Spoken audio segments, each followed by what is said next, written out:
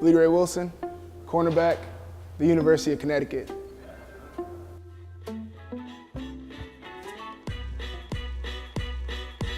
I always wanted to play college sports. I didn't know what I was going to do because I ran track, played basketball. And like track, I probably could have run in college. I had schools contacting me. And I mean, a lot of it was I just wanted to continue playing sports.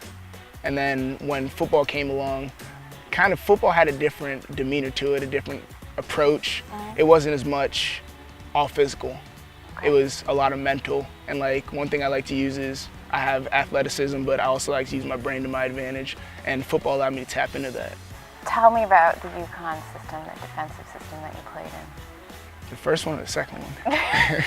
Which one did I like more? We can start with the Edsall kind of football team. The Edsall system was we were a bend but don't break defense.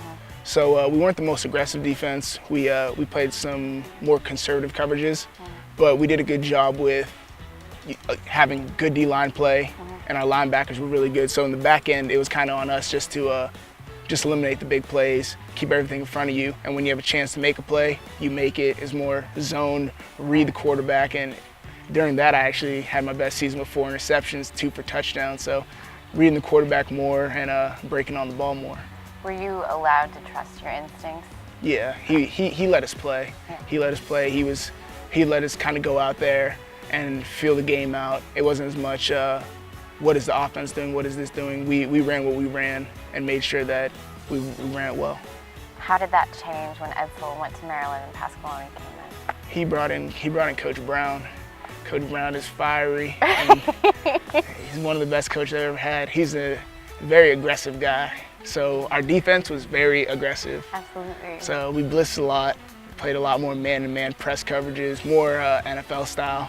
So under Pasqualoni, did you feel like you weren't necessarily stuck in the slot, or you weren't outside? I mean, were you playing all over the place? I played the left side. Okay. We had 2 good corners. We had myself and we had Dwayne, and he trusted both of us. Coach Brown, the defense coordinator, he prepared us, so he put a lot of pressure on us. During practice, he'd be all over us. You had to be great in practice. Game day came and it was just so natural. We were just able to go, I take the left side, you take the right side, we're gonna lock it down. I don't think anyone would really argue with me to say that UConn was a defense-first team. I think that's kind of fair. Did you guys feel like there was a lot of pressure on your side of the ball because of that? There definitely was pressure on us. We knew that we had to make plays, and we knew that at any moment we could do something to impact the game in a positive or negative way. If we don't do our job one play, it could hurt the team. If we made a big play, it could win us a game. So with that on our back, we played with confidence, but at the same time, we also knew that we had to be on top of our game. What is the relationship with you and Dwayne? Do you feel like you're kind of competing, or are you guys really good friends? Or? See, we've always had this back and forth because with 2 good corners in a room, the thing about corners, we have confidence. And we always want to be the top dog. So Dwayne and I, we're great friends.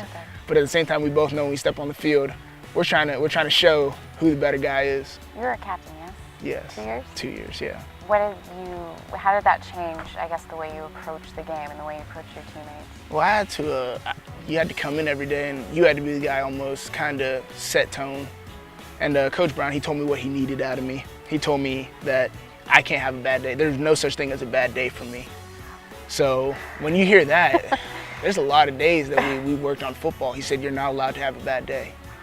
So the pressure was on me to make sure that I'm going to class, I'm in the meeting rooms, I'm watching film, I'm not being a distraction, and I just try to take that and almost try to make sure that every time I was in the complex, I was setting a standard.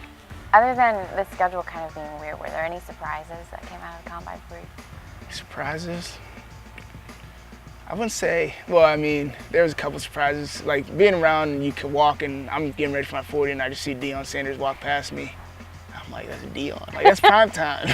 This man was the best corner in football, and he's still walking past us telling us how he used to approach the game. And it was just like, it was an honor to be there and to see a great. What kinds of things did they ask you in your interviews?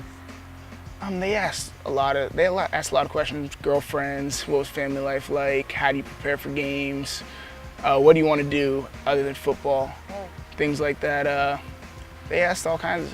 I was asked a lot of questions, like how many girls have I been with in the past year, things like Really? that. I've been asked. I was asked about, because I'm an econ major, I was asked to explain the marginal utility of labor Really? and put that into football. How did you answer it? How did you do? I kind of put it in, I didn't put it in really in the, like, say you hire one more person until your output levels off, then you should go one under. I kind of used it with weightlifting, Okay. like the 225 bench press. So like if you work out 3 times a week and you do 14 reps, and then you try to work out 4 days a week, you still do 14 reps, you might as well just work out 3 times a week. Do you think they had any idea what you were talking about, or Well, were they like, "All the right, coach was sounds good." actually an econ major from Georgetown, so I mean that was That that kinda was worked out for you. interesting. Yeah, it was interesting. He caught me off guard. So what have been your pre-draft goals, I guess, since the combine? Going in the Senior Bowl, I just wanted to show what I do, show my skill set, and just kind of let the team see who I am. And going to the combine, I had goals. I wanted to run faster in my 40 than I did, so I'm rerunning it at Pro Day. Right. And then I wanted to just show my athleticism, because I feel a lot of teams a lot of people don't really respect my athleticism. They don't really respect my game, so I just want to show that I belong. Why do you think that is? I just feel UConn doesn't have as much respect as we should. Like at the combine, I heard they were talking about Trivardo, Dwayne, Seal, myself. They're like, these kids give one word to show the UConn guys and be like, wow. They didn't know that we have players here, Right. and this is a great football school. A lot of people see it basketball, women's basketball, Right. things like that. So, I mean, we bust our humps for 4 years trying to bring UConn up, and I feel we did an all right job at the combine.